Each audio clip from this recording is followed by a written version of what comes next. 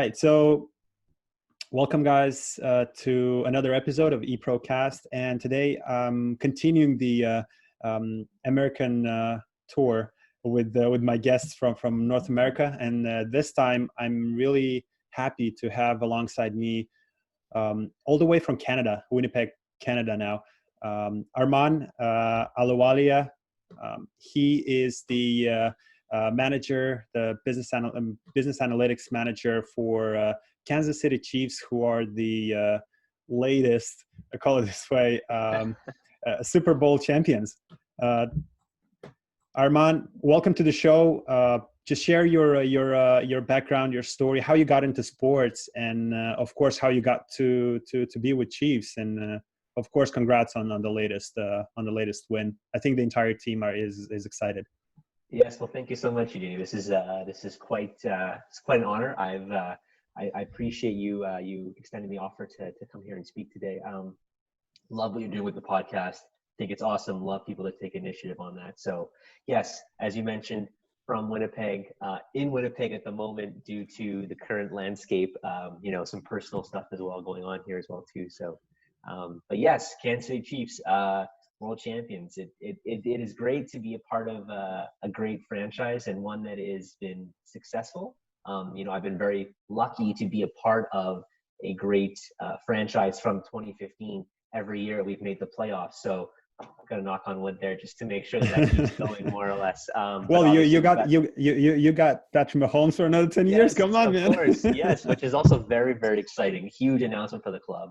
10-year deal worth up to $500 million, which would be the largest professional sports contract in North American history. So we're very excited about that. But look, my career, my kind of trajectory to where I am today has been kind of a little bit unusual, but I think most people who work in sports, that is what they would say about themselves. So like I mentioned, from Winnipeg, knew I didn't want to go to school here in Manitoba. I felt like I wanted to try and, spread my wings, so to say, and, kind of make it on my own.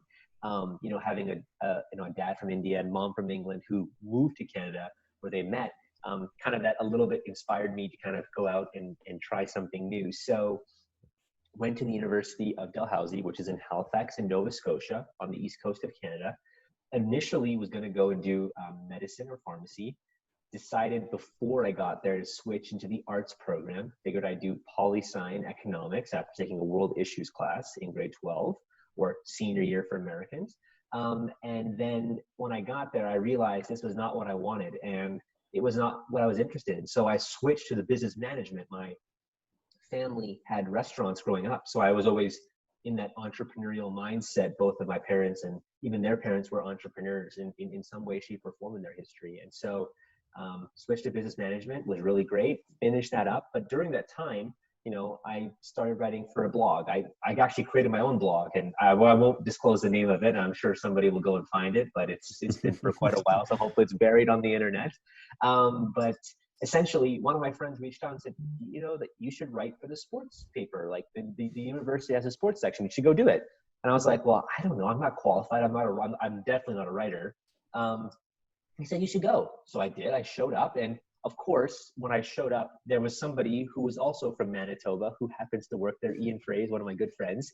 And so I was like, oh, this is interesting. So they said, why don't you go cover soccer? I was like, okay, great. I'll go do whatever you need me to do. So I started going. And again, my writing was very bad back then. And it's, it allowed me to improve too. So did that for a little while. And I'll speed up the story here, as this could take on forever. Just to, not to no, it's fine. We've got time. Yep.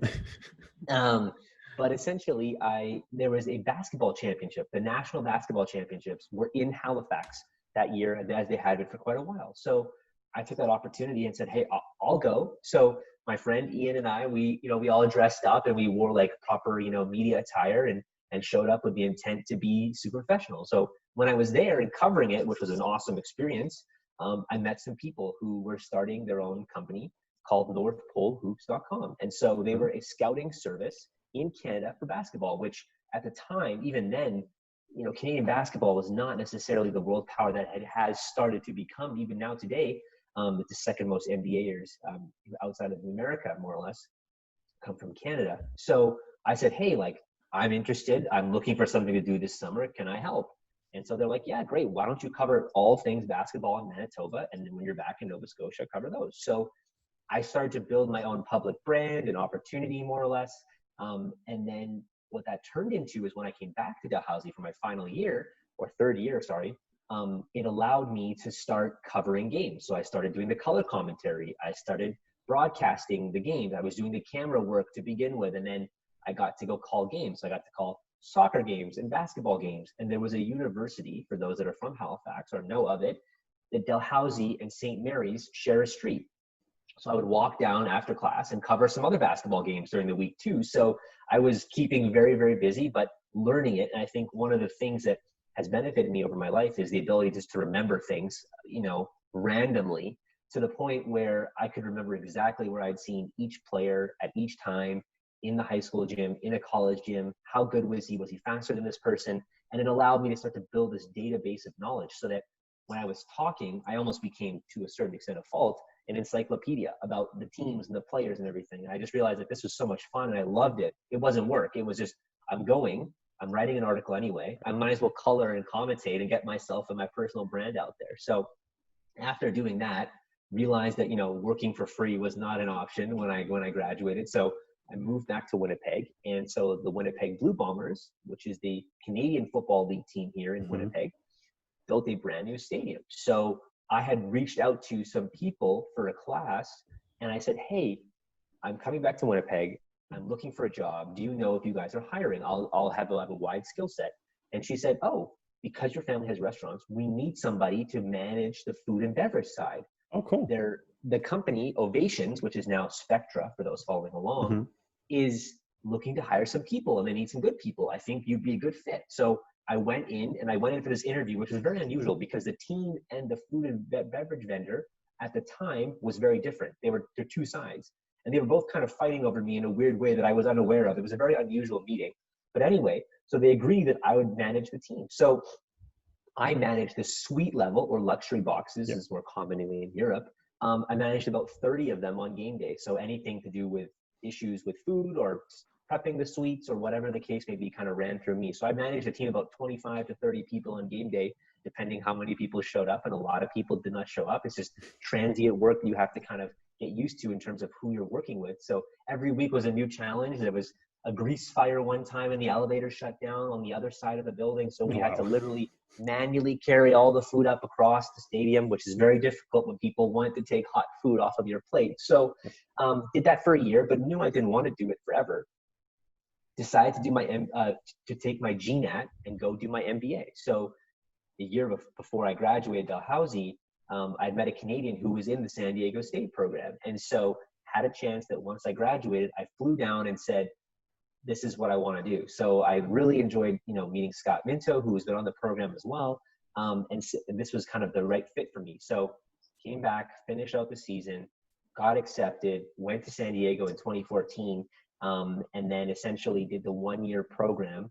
Loved it, loved every minute of it, and then essentially did 6-month internship. And I was initially planning to go back to Winnipeg. The Women's World Cup was coming here, and that was kind of like a great event to aspire to. FIFA, I love soccer. So ended up applying randomly to the Chiefs. I didn't know anybody there. They called back and said, hey, we'd like to interview you. I was like, okay, awesome, great. So took the interview, got the job, and I was like, okay, like how much does it pay? They're like, it doesn't pay. I'm like, okay. My mom offered to lend me a little bit of money just to kind of get by. So I essentially ended up in Kansas City and decided to take the job. It's been one of the greatest decisions I've ever made. So ended up in Kansas City as the suite servicing intern. And essentially 5 weeks in, they were looking to hire somebody, and they said, hey, like, we'd love to hire you. So took the job as a suite service coordinator. And that's kind of where my journey began at the Chiefs. And it's kind of morphed into a number of different things. And it's one of those things where initially I came in with just like, wide-eyed and just like, I'll do anything, right? And then it kind of became, oh, hey, like somebody's left. Can you do this for us? Absolutely. Yeah, no problem. And slowly and surely I started to add more and more and more to my skill set. And it's allowed me to kind of see different things and kind of add value wherever I can, more or less. So that's kind of Right. my, again, that's not a short story. It's a long story, but one that I find a little bit unique, just given the other stories I've heard before. No, that's awesome. And when I talked to Scott, he was like, "Hey, look, you should talk to Armaan. He's got an awesome story." And I was like, "Of course." like and I agree with him and with everyone who supports the fact that it's all about who you know in this industry, and it's just a random, like, if I wouldn't know Scott, I wouldn't know you. Stuff like this. And this is only one link, like I'm not talking about prior to the Masters. But you had a good point there that you mentioned you had a friend who also recommended SDSU program. And actually I had to say this is the same story I had. There was a Moldovan girl, because I'm originally from Moldova, and Yes, of course. she lives in Madrid and she's been working for La Liga as well. And I asked her, I randomly found her in the alumni, list, and just asked about the program, what to put emphasis on, and, made my, helped making my decision, making my mind, and pursuing the dream, and for the listeners, before the call, I had a quick chat with Armaan, and I made a joke, and I saw only a red shirt, and I thought it's an Arsenal shirt, and he showed me it's a Kansas City shirt, and he said he likes Manchester. So Manchester United, not City. Yes, yes. Red through and through. Yeah. What was the favorite sport that you grew up with watching? Because in Manitoba, what was the I guess hockey or something, or what was the deal? Yeah, no, I mean, again, and to your point earlier, before I forget, I thought it was a really good point, is that it's the connections, right? Like the sports industry is so small, even though it has this massive platform around the world, and everywhere, shape, and form, sport brings people together, and whether it's rugby, whether it's cricket, whether it's literally a pickup game of soccer outside or a hockey game or whatever, it has this ability to connect people. But like you mentioned, anytime I meet a Canadian, it's an instant, we got to connect, like, because we're Canadian, we have one and the same. And I've always been a big believer in networking, because everybody has a story, just like mine, just like yours, just like the next guest you're going to have on. It's, what is that story, and can you uncover something that connects us? Everything connects us as humans, no matter the color of your skin, no matter the gender, everything connects us. You just have to dig a little bit to work to find it. Sometimes when I'm going to a city for a visit or for even a meeting, I'll look up on LinkedIn. I'll try to find people that went to San Diego State, people that went to Dalhousie, because you never know the stories or the experiences those people might bring. And then you mentioned, Scott introduced us together, right? At some point, I'm going to introduce you to somebody, you're going to introduce me to somebody, and that network will continue to grow, as well as bring everybody together, which will be small. So I thought that was wonderful. I'm a huge believer in LinkedIn and networking and everything that comes with that.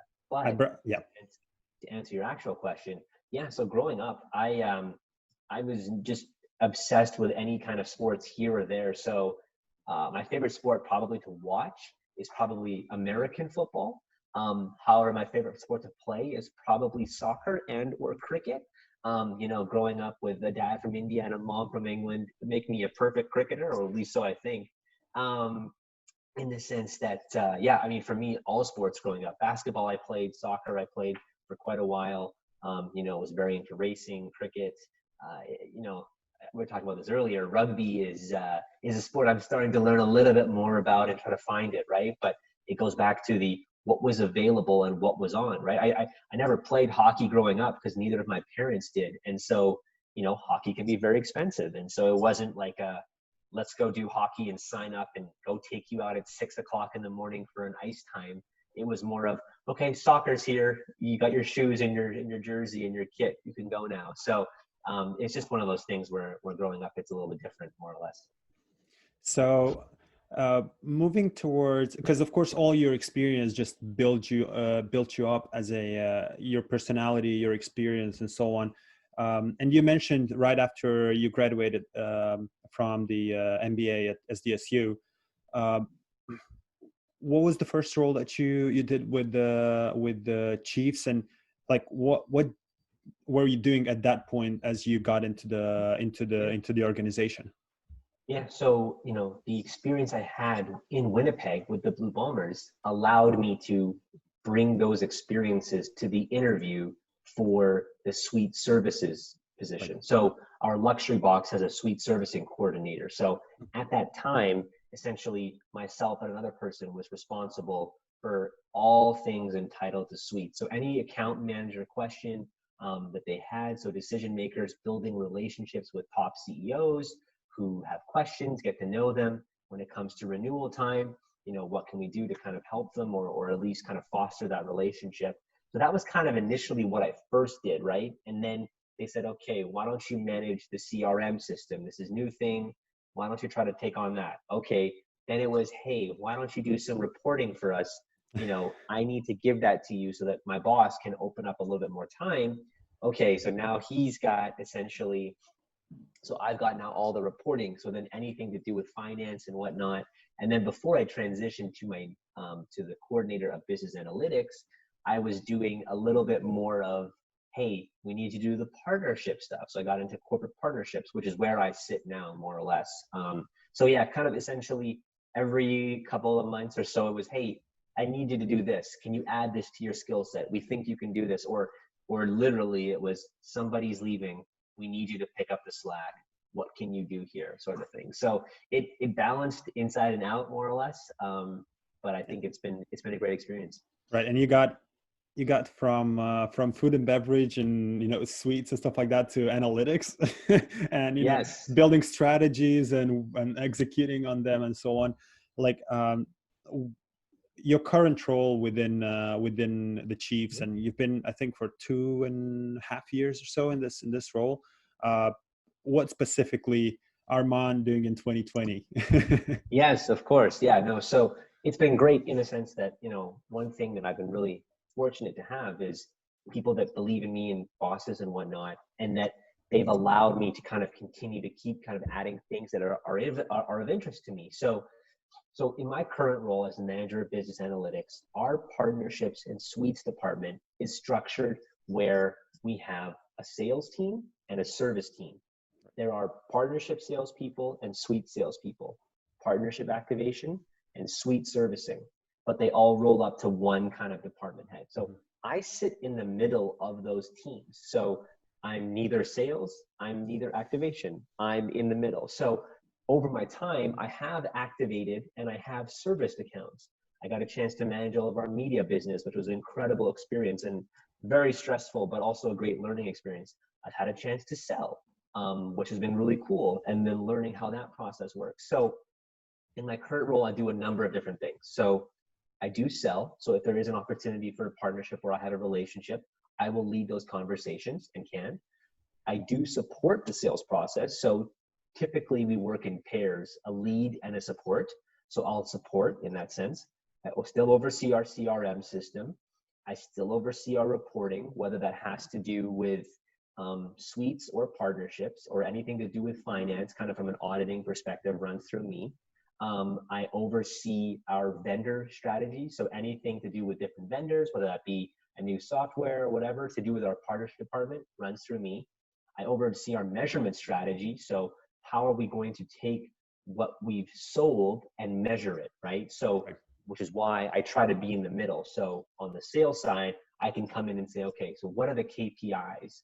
How can we impact these three things? And how are we going to measure them to show the partnership is working in a time and day and age when brands are getting very smart? They're trying to be really critical about how they spend their dollars. And we're trying to be the leader in the ability to show them this is where the value is coming from. We've checked off these objectives. I also do oversee special projects. So that could be anything. That could be, hey, we're going to the Super Bowl. We need someone to manage the tickets for the partners, organizing them, finding seat locations, figuring out how many people need.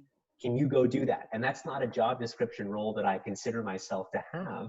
But in the moment, it was, hey, we need you to run with this. Can you do this? Or with the new situation with the NFL, it said they're going to tarp the first 8 rows.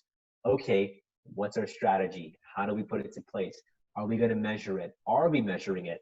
Who are the vendors? All that stuff kind of runs through me. That's not a traditional day-to-day job, but kind of falls to me as well too. And you had mentioned about like, how did I get from suite servicing to analytics? Well, I think one, having a background in business management in terms of thinking about businesses really helped me already have that foundation. Doing the MBA piled even more information on that to create an even deeper foundation. But more or less, it's just a curiosity, right? I mean, I am not a data scientist. That's very much my what I say a lot. But in the data meetings, I'm the salesperson. In the sales meetings, I'm the data person. So it's about wearing hats and being able to translate, which has been extremely helpful for me, especially in my career early on. Yeah, you mentioned having that extra job of Super Bowl, arrangements and stuff like that. I think it's a pleasant job to have. I mean, not an unwritten job description. I mean, it's one of those things where, in 2016, we were the number 2 seed. So we had a bye after the first Right. round.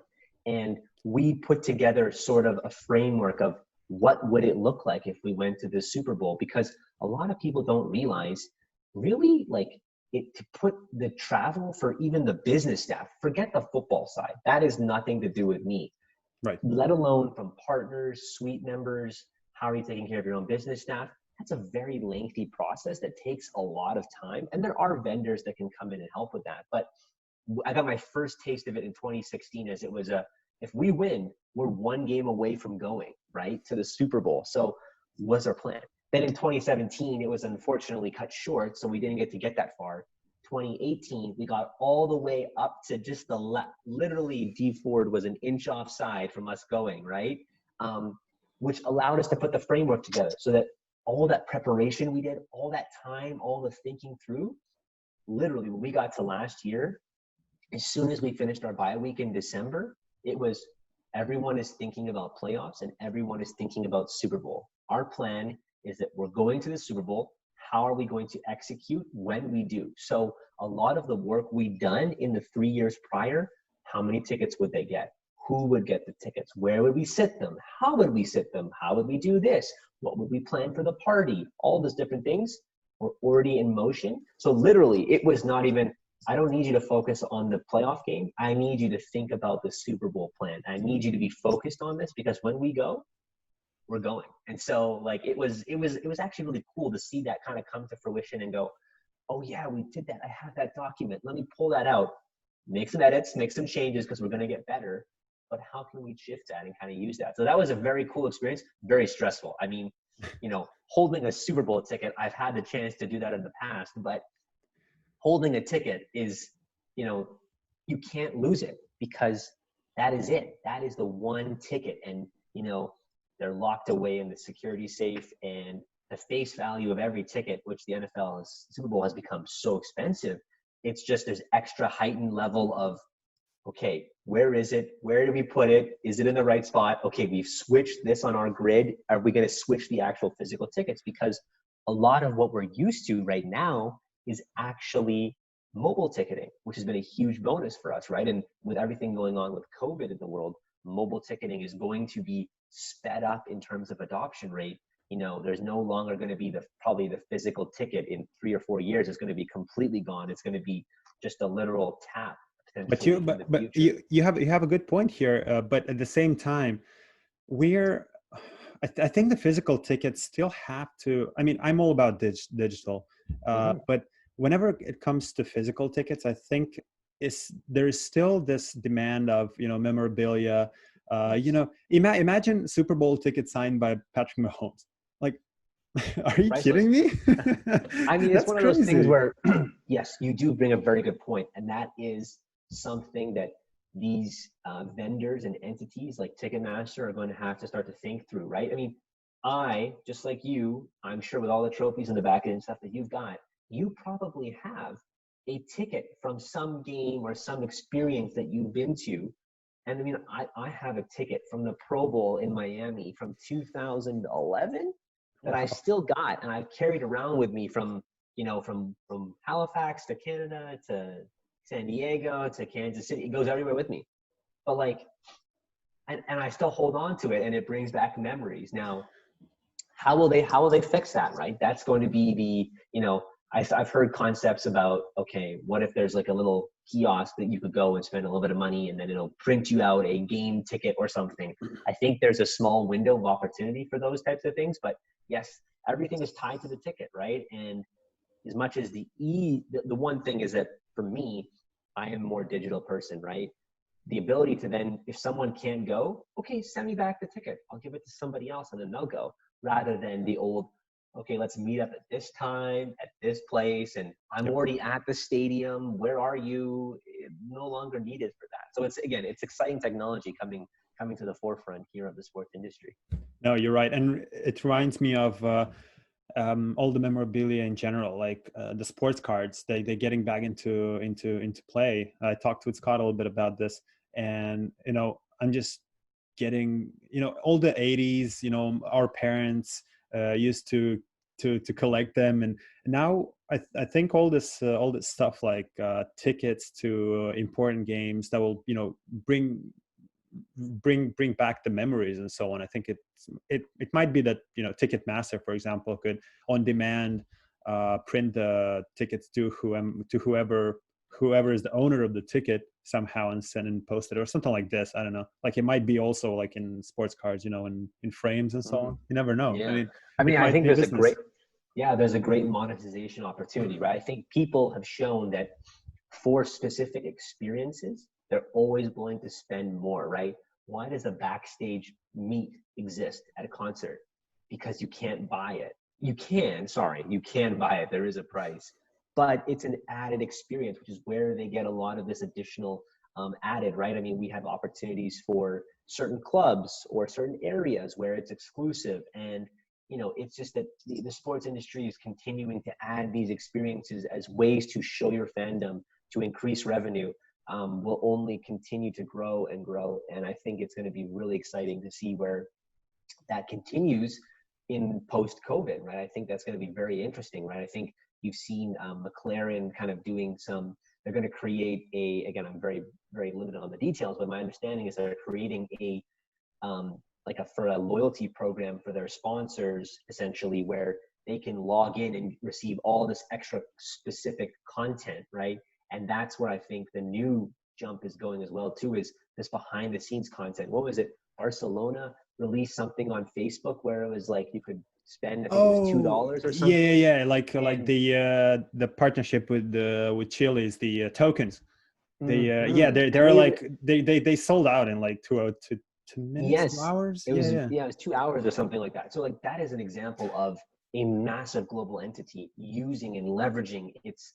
Okay, you're a fan, but are you the fan? Are you a elite fan? And consider that, and that's a badge of honor, right? One of the things that we in Chiefs Kingdom, people are very passionate about being a season ticket member. It is a badge of honor to be a season ticket member for X number of years. I mean, we have people who have been season ticket members for 50 plus years, and they wear that as, well, I'm a season ticket member. I've been here for 50 years. I've been for the good, I've been for the bad, and I've been for the great. And that's something that's just so unique about sports that I think it's hard to forget that in these times when people are so passionate and are trying to find ways to engage with the team. And I think the teams that are really, really good at finding ways to connect with their fans in a unique way, because in social distancing, until there's a vaccine, it's going to be very, very different, right? I mean, the Ravens came out yesterday and said that they're going to basically keep the capacity at 14% or so. The Chiefs have come up with a similar plan, but we have not released how many seats that will be, and that's not. I think the first ones were Miami Dolphins with like 14,000 out of 60,000, so that's like 25% or something. Yes, the Dolphins have crazy. been, again, a little bit of they came out pretty early on. But one of the things the Dolphins also did is they created a drive-in movie theater, or they're creating a drive-in concert venue. So one of my friends works for the Dolphins, and he had posted a picture on LinkedIn about him going with his wife to go watch, I think, The Lion King or something at Hard Rock Stadium on their big screens, right? And it just crazy. It creates again, teams that are innovative, that are going to continue to think about this, will continue to widen the gap post-COVID. Because I think, as I'm sure you're seeing, this is speeding up a lot of things, right? Technology speeding up. I think it'll be very, very exciting and quite interesting to see what the future holds in this sense. Yeah, Armaan, I was thinking about right now the news of the renewal of Patrick's contract for another 10 years, Mm. which is going to bring him, like, I think, to the the top of the most earnings for a player, right? Yes. Um, and it made me think, like, you said you got to Chiefs when the franchise was doing great, like, getting into playoffs ever since then, from 2016 onwards. Did you have a chance to talk to your peers who were longer than you in the organization, and especially from the partnerships, because I think it's going to be a huge value to the listeners out there, how you and what can you leverage whenever and how you acquire new partners when the things are going bad? Yeah, of course. So, in one of the things that, when I was at the Blue Bombers, they opened a brand new stadium, which, if there are a few things you can do in a sports career and be a part of, sorry, there happens to be a fly moving around here. One of the things that you can do is be a part of a brand new stadium, be a part of a relocation, winning a championship, or a team change name are really exciting times where something happens and it's extraordinary, right? New stadiums only come around 30 to 40 years. Team name changes are super rare. Winning a championship is not every year. And, if you relocate, that's also not that often. So I was very lucky to be a part of a stadium where they were literally installing seats minutes before they opened the doors to let people in for the first event. And I thought that was crazy. Now, what that allowed us to do is present with a fresh slate. Now, what happened is that season, they went 3-15. They lost 15 games. They only won 3. They fired the CEO. They fired the head coach. They fired the offensive coordinator. They changed the quarterback 4 times. I mean, it was dismal. So I'm aware of what it's like to be, we were serving bottled water and people were saying it didn't taste right. And I'm like, I can't do anything about that. But it's the mindset, right? And negativity sometimes breeds negativity, right? It impacts people's moods, right? When I came to the Chiefs in 2015, we've won every year that I've been there, which is an incredible feat and not very often in the NFL does that happen. Now, so for example, there's a gentleman on our team who used to be one of our all-time leading tacklers until just a couple of years ago, and he works on our community team. And he's been here for a long time, maybe 30 years at the Chiefs. And he's seen like a season where we've gone 2-14 and 4-12 and 2-14. So over a 3-year period, and I have some friends who've been part of this, they only won 8 games. We won, I think, 12 last year alone, right? So there are times where it's tough, but from my perspective, people that stick with you during the tough times will also benefit the rewards in the good times. We had a partner, McDonald's, who came with us during those tough times, and their business has continued to improve over that time as the team has continued to rise. So to answer your point about sponsors, yes, when the team is not doing as well, a lot of teams, for example, the Cleveland Browns I'm aware of, they are very innovative, right? When you are doing terrible, you have to have a value proposition. What is it? For the Browns at the time, it was, look, we're going to go do some crazy stuff. Like, we're willing to take a deal that we might not if we were at an elite level, per se, from an on-field performance. What being in the national spotlight does is it raises eyeballs to you. So Kansas City is the 30th largest media market in the United States. So we rank in the bottom. So I think Buffalo, New Orleans, Green Bay, ourselves are in the bottom in terms of population size, as well as in terms of media market. So when brands are looking, they usually look to a New York, an LA, a San Francisco, a Dallas, a Miami, media markets that are larger because they want to get the most eyeballs. Now, because of the on-field success, our national fan number has put us into the top 5 in the country. So we have the most fans across the entire country, which allows us to become way more appealing from that perspective. So we've taken the ability that all eyes are on us. We're going to have national games. We are a national brand. And that's what is making people listen to the conversation. Kansas City in itself is not as diverse of a market as a New York or San Francisco, but we do offer certain things that maybe those other markets might not. Sure, you can reach 8 million plus people in the New York metropolitan area, but don't forget, there's the New York Jets, there's the New York Giants, there's the New York Red Bull, there's New York FC, the Brooklyn Nets, the New Jersey Devils, Yankees, the New York Rangers. There's universities baseball, there, everything. The Yankees.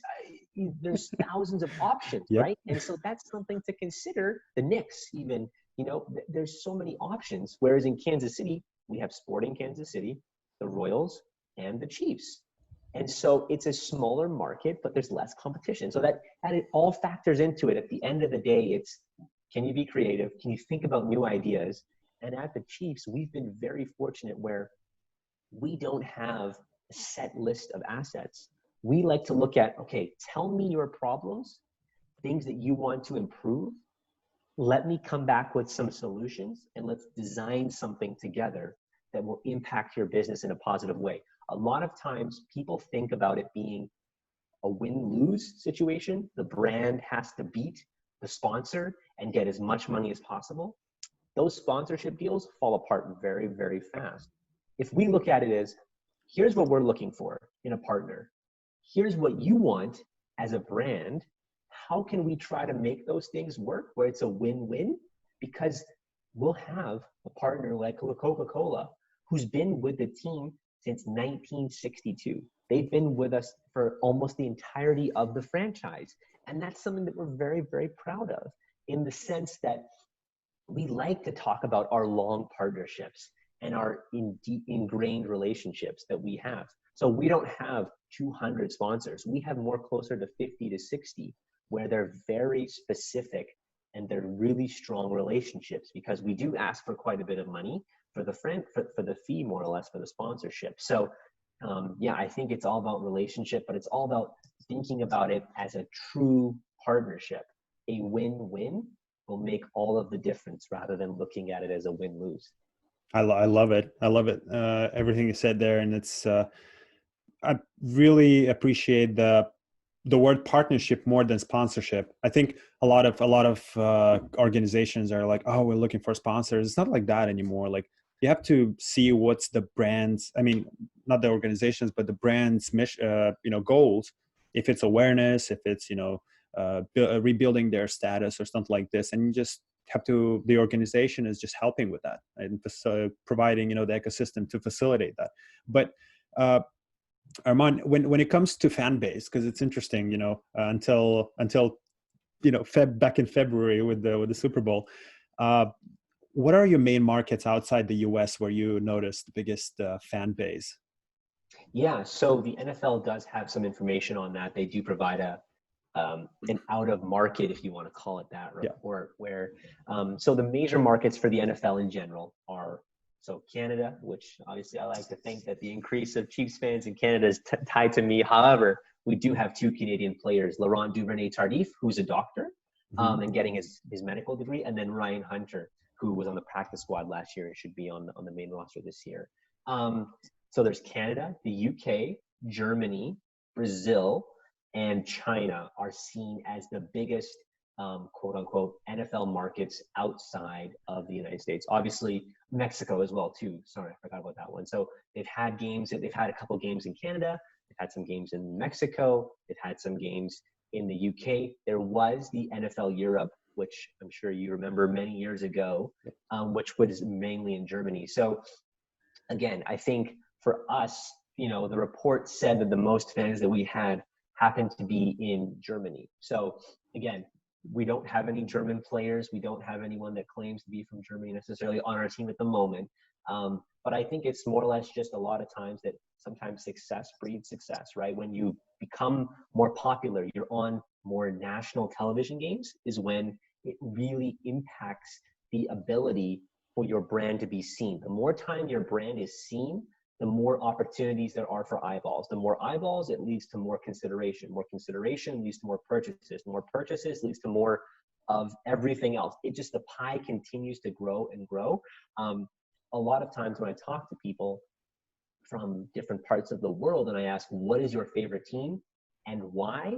There's either a very specific story of, for example, the reason I became a Manchester United fan is my cousin, who is in England, lives in Manchester, grew up there. He gave me a Manchester shirt when I was 6 years old, right? That was my way of just being aware of what's going on. My sister is expecting to have a child in a couple weeks here. And so I've gone off and bought a bunch of my favorite team's gears to start the process early. Yep. I want to start the indoctrination, let's call it that, of the process. So I think about that being impactful. Either there was somebody gave me something, someone watched it, or I saw this team so much, I watched it a lot. So a lot of times it's proximity, it's ability to see what's on TV. And I think about this for smaller leagues and franchises as, if you're not on TV, if you can't get eyeballs, it's going to be very hard to build up a fan base, right? Being on TV really matters, whether that's streaming or cable or OTT or whatever the case it is. It really makes a difference that it's going to impact you. So for us, right, the international growth will continue to come if we continue to play, in Super Bowls, if we continue to play overseas, right, with every other year we play in Europe or something. I mean, I had a chance to go to London and watch the Chiefs play the Lions. And I met somebody who was a Chiefs fan. And I asked him, I said, how are you a Chiefs fan? He said, oh, I went to Omaha for a work trip. And they said, let's go down to Kansas City. Granted, Omaha is 3 hours away from Kansas City driving. I said, we got some tickets and we drove down and we went. And now I'm a Chiefs fan and my son's a Chiefs fan. And they asked to borrow my flag to take a picture with it. And I was like, absolutely. So you hear things like this and it continues to grow. Now, having a face of the franchise, like a Tom Brady for the New England Patriots, which has been very successful, or a Patrick Mahomes that signed a 10-year extension and will be with the team for almost 15 years in its entirety once the contract is completed, only continues to help the fan base and continue to push forward. So it's all very exciting in that sense as well, too, to see what will come on the international growth, right? Absolutely. And I really hope that, NFL will come back in Europe as well, because, with all this, unfortunately, there were supposed to be some opening games, I think, here in Europe, and they were canceled. Yeah, there was. I think the NFL was basically said that they were going to do 3 to 5 games a year in Europe or so, depending on the new Tottenham Stadium. Yeah. Is essentially designed for the ability and ease to, which that is fascinating, and I'm fascinated by how they built all the systems to allow for NFL games there. I had a chance to go to Wembley and watch the Lions and the Chiefs play many years ago, and it was a great experience to see so many fans riled up. It was really, really cool. How did you see? Because I think you were at Twickenham as well, weren't you? We did not play at Twickenham yet. No, okay. So we've only been to Europe once since I've been with the team since 2015. But again, there might have been a chance for us to go this year. I don't know, given that with everything going on, that might be pushed back indefinitely. But usually every 3 to 4 years, a team gets to go over either as a home team or an away team, right? So it's all part of the NFL's initiative to grow the game, right? I think it's all about seeing people, which is why La Liga really wants to come play in the States, because they know it's a massive market. And if they can get their top teams over here, it can continue to generate an environment and an experience about it. So hopefully that they'll be able to have that here, because it'd be great to see some of the best players in the world come over here. Absolutely. So to give Armaan, because the audience of the podcast is more, we're targeting more the youth who want to get into the sports business industry. You've been both in smaller organizations, in the basketball organizations, the smaller ones in Canada, throughout Kansas City Chiefs. Where, from your point of view, is better to start to gain? Like, are you like? I'll give a little bit of context. Like, is it? And this question is really very trending on when it comes to platforms for youth to get into the industry. Is there you'd rather choose the organization that you want to work for, and not the position that you might be really fascinated about, or the position that you're really fascinated about in a organization that might have it's not maybe your favorite one, or where you won't see a future? Yeah, I think it's an interesting question. I would say that, a lot of people talk about the sports industry being difficult to get into, right? And I would say that is the case, especially with a lot of people being furloughed in the current environment, that, there will be a lot of decent candidates trying to get jobs, potentially even lower than what they were before, right? Just given the climate. I will say that, yes, there are pros and cons to each entity, right? Minor league is really great to build up the experience if you don't know what you want to do. So when I say that, when you work in minor league baseball, or you work in minor league football or soccer, or whatever the case may be, primarily cross league, anything that's not on mainstream TV, let's just call it that, what it is. Mm-hmm.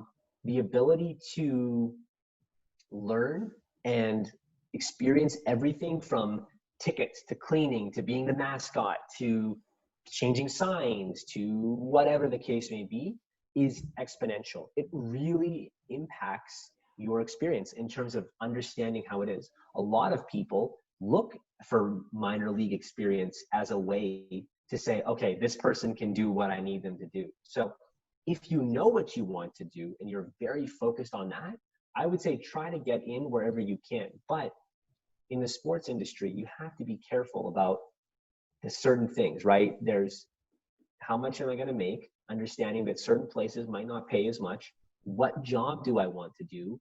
And where do I want to live? Because if you really want to live in a certain city, you have to be willing to take any kind of pay and any kind of job. If you really want a specific job, you have to be willing to move for that job and take any kind of pay. If you really want to look at the pay, you have to be taking any job and anywhere. So it all depends on those kind of three factors to impact your decision, right? For me, when I was in San Diego, I was willing to move anywhere in North America. I did not know anybody in Kansas City, but I saw that as an opportunity to say, I'll move. Now I'm married. It changes it a little bit where I can't just move if I wanted to move, because I have to make a decision with my partner. And so I think about that as, yes, that might impact, right? It might be a point where I need to make more money. I'm not saying that I do, but it's just like, okay, what does that impact it? Do I work in sports? Do I not?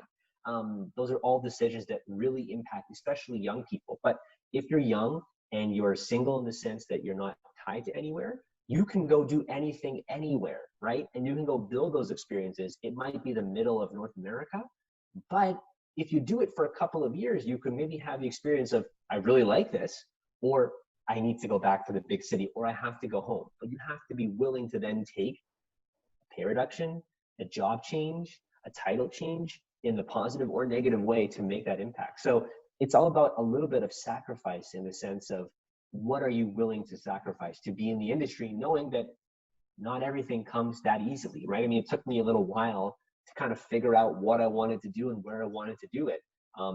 And timing is everything, right? I think obviously if you're someone coming out right now, like, it's going to be tough, but what are you doing during this time to build up those skills so that when people do start hiring, you're ready to go, right? And so I think it's all about building connections. It's about learning different skills, looking at old job descriptions to understand what skills they're looking for in that role, to build those during this time if you can, even if it's self-taught. Yeah. When it comes to skill set, you mentioned the skill set for the younger guys who wants to get into the industry, and not only. What how was the process when you got into, because you mentioned two stories, in Canada and then with the Kansas City Chiefs. How different was the process of getting into these organizations, and what skill set helped you, for example, and what are the skills that are really that the organizations are looking into nowadays when they want to hire someone? Yeah, for sure. So when I got the position with the Winnipeg Blue Bombers, I only got the interview because I knew somebody. I had built a connection, and I didn't use the connection out of, I need something. It was, I'm interested genuinely in what you do. I would like to learn from you. And because of that, it built a relationship. Every time I come back to Winnipeg, I go see that same person and we go catch up about, what are you doing? What am I doing? How is life? Like, it's become more than just a work connection. It's become a personal connection. And that's really important. I also had experience working in the food and beverage industry with my family's restaurant. I understand how things work, a certain level of service. So that got me that job to be in the room. Also, when I was doing my reporting and doing my color commentating, it allowed me to be a little more polished, so that when I came into the interview, I was not this fresh kid out of college or university. I was more seasoned. I was ready to take the job and saying, I can go talk to very high up people the right way. Let me go prove this to you. And so that was something that I had there. When I came to Kansas City, again, I had reached out to somebody. He had said, call me. It never worked out. We never got to connect. But when I applied, I told him I had applied. And I've seen how many people apply for internships at the Chiefs. It can be almost 70 to 80 to 100 people applying for one internship, right? That pays minimum wage. And how do you get noticed in that effort, right? It's hard, because every resume is fully qualified. Every resume has a good school or good college or good background or good research or information. How do you make the final A pile, right? By instantly knowing someone at help. Now, to answer the second part of your question, what am I looking for when I'm looking for people today in terms of skill set? So from the analytics side, I think a lot of these resumes are now coming out with showing R, Python, SQL, database experience. For me, I'm not necessarily looking for a lot of that. My role is a little bit of a hybrid. I'm not a true data scientist, which, as the things I just mentioned, the different softwares and types, that's probably a requirement given the big data that people are working in. Yep. But what I'm looking for is, I'm looking for just, strong business acumen. And like, for me, this is a characteristic. It's a desire to learn and like be engaged, right? Because there are some days where like, I'm just, I'm exhausted and there's a lot, and you've just worked a game on Sunday night and you have to be there Monday, and you have another game coming up on Sunday. Can you be determined to keep going and keep pushing, right? That's a little bit of the sports culture in a nutshell on the business side. But I do think that a lot of the times it's strong business acumen I'm looking for. Can you think critically, right? That's a very important thing. And continuing to find ways to add value, right? Are you prepared for the interview? Did you research me? Did you research the company? Did you get some information? Did you understand what's going on, so that when I ask you a question, you can start to approach it in a mindful way that kind of helps me understand your thought process? So those are some of the things that I'm looking for, at least when I was, for this example, I hired a seasonal assistant, which unfortunately has still not been able to come due to COVID. Right. But things that I were looking for was, okay, do you have some experience in coding? Do you know how to work an Excel spreadsheet? Because we use a lot of Excel. Mm-hmm. Can you present yourself in a way? And do you understand how a sponsorship works? Because if you do, you're going to stand head above the shoulders. Now, can we get along? Can we fit in the right way? Is your personality different than mine? But can we fit in a way that makes sense for both of us to get the most out of each other, right? My goal for bringing on somebody is to get the most out of them and help them be prepared to take my job, take someone else's job, to move somewhere else and be fully aware of the skills and the experiences to make an impact on that. So I think that's kind of what I'm looking for, at least when I'm going through the process, more or less. Right. And you mentioned like things of how sponsorship works and stuff like this.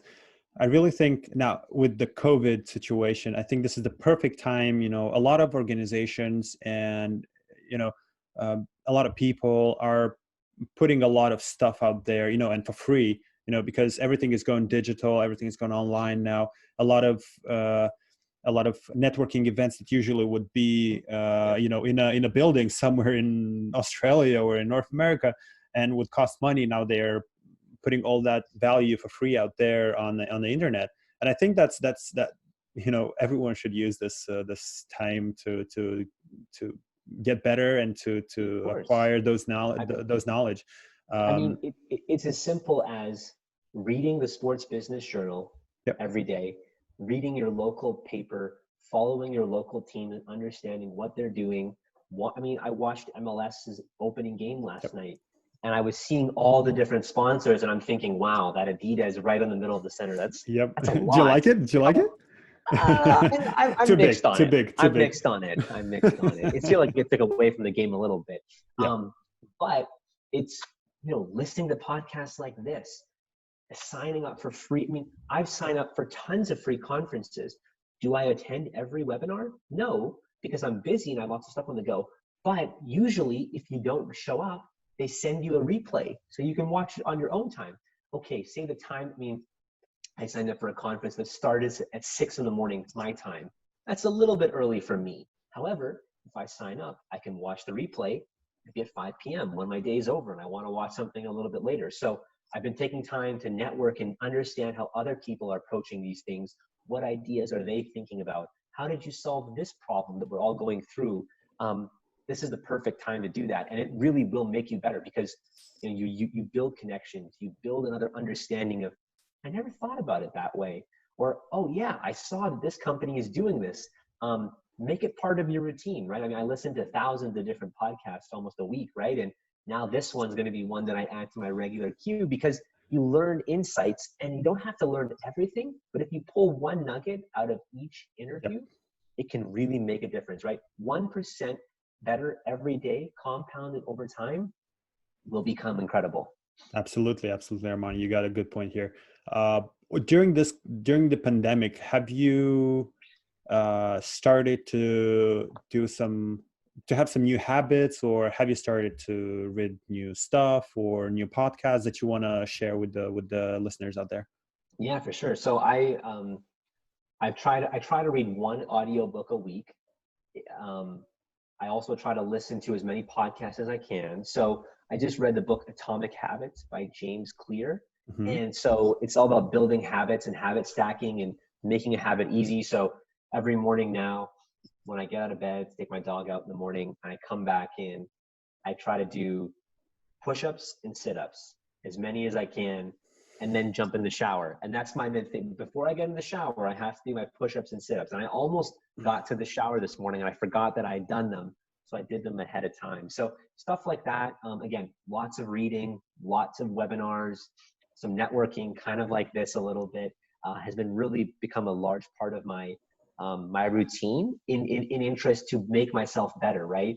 The ability to do some networking, I might take away one piece of information. It's, oh, they're using this vendor. I should probably think about that. That's a great idea. Yep. It's really, really helped me down the road. And I think will continue to pay dividends, right? It's investing in yourself by doing podcasts and reading and networking will only continue to help you so that when everything gets going again, you can help more people as well too. You got it out there. And Armaan, I'll play with you. I'll invite you to play with me the reactions game. I guess you had an opportunity to listen to the previous podcast. Sure. Okay. So few things. Just tell me first thing that comes to your mind when you hear the upcoming words. Okay. So Super Bowl. Kansas City Chiefs. New England Patriots. Rebuilding. Patrick Mahomes. Legend. SDSU. Successful. Canada. Healthcare. Okay, I love that.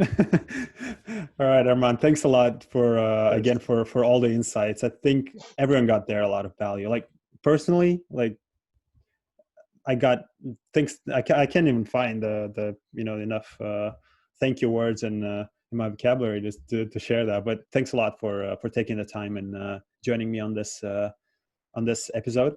And I'm sure if anyone would love to get to know you more, where they can do that, if you can share some of your most visited social media, the one that you like and would get in touch with someone if he or she wants to get in touch with you.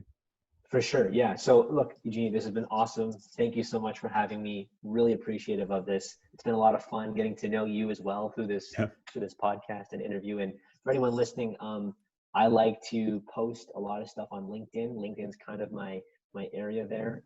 Again, if you're interested in connecting, send me a note with a specific, kind of where you heard it or something you'd like to learn, and I'm happy to connect. And so yeah, so I kind of post a little bit of a weekly book review every Monday morning. So I try to do it every week. It's not always easy to do that, but yeah. So I'm essentially, LinkedIn is the best way. Is that the one that you read after every week that you listen to?